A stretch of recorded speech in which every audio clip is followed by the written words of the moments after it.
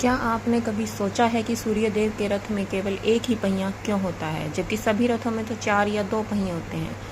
तो फिर ऐसा क्यों? आज हम आपको बताएंगे सूर्यदेव के रथ के चक्र की रहस्यमयी कहानी, जो वेदों और पुराणों से जुड़ी हुई है।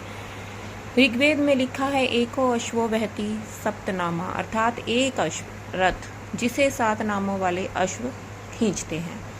यहाँ एक अश्व से तात्पर्य एक चक्र या पहिया है, यानी कि जो एक घोड़ा है वो किसके समान है? एक चक्र या पहिए के समान है।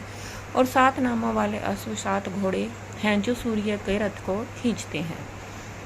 सूर्यदेव का रथ एक अद्भुत और दिव्य यंत्र है। इसे अरुण नामक सारथी चलाते हैं, जो गरुड़ के भाई हैं और आधे शरीर वाले हैं। रथ में केवल एक पहिया है, जो काल चक्र का प्रतीक माना जाता है। यह एक चक्र संपूर्ण ब्रह्मांड की गति और समय को दर्शाता है।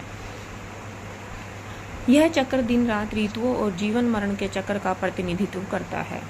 सूर्यदेव का रथ कभी रुकता नहीं है, क्योंकि समय कभी नहीं रुकता। एक ही पहिया इस सतत गति, लगातार गति और एकत्व का प्रतीक है।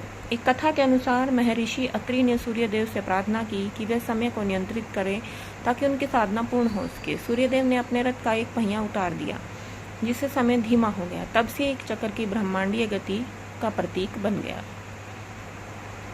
आधुनिक वैज्ञानिक दृष्टिकोण के अकॉर्डिंग, अगर वैज्ञानिक दृष्टिकोण से देखें तो सूर्य की स्थिति स्थिर है और ग्रह उसके चारों ओर घूमते हैं। इसी कारण से सूर्य को समय और गति का केंद्र माना जाता है। यही दर्शाता है उसका एकमात्र चक्र। सूर्यदेव का एक चक्र न केवल उनके दिव्य स्वरूप को दर्शाता है, बल्कि वह हमें यह भी संदेश देता है कि जीवन एक निरंतर चलने वाली यात्रा है और समय चाहे जैसा भी हो, एक ही दिशा में चलता है। सूर्यदेव का रथ केवल एक पहिए पर चलता है, क्योंकि समय को कभी ठहराया नहीं जा सकता। तो यह आपको हमारी सूर्यदेव की एक रथ एक पहिए की कहानी कैसी लगी? आपको इससे क्या आप इनके इस एक पहिए की कहानी के बारे में पहले कभी सुना था या जानते थे? हमें कमेंट में ज़रूर बताएं।